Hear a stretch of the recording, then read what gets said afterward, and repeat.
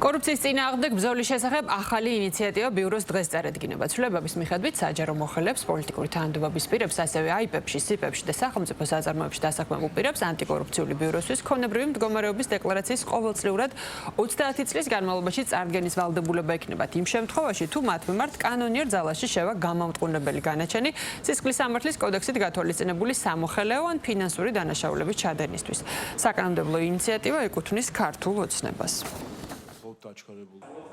რავის არ ქონდეს იმის მცირე იმედიც კი, რომ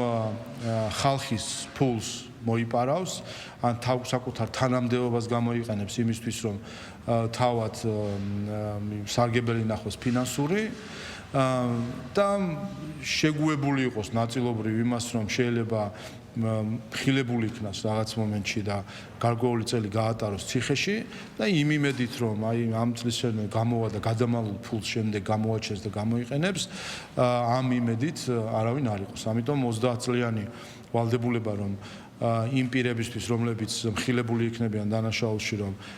შეავსონ დეკლარაცია ზუსტად ამისთვის არის რომ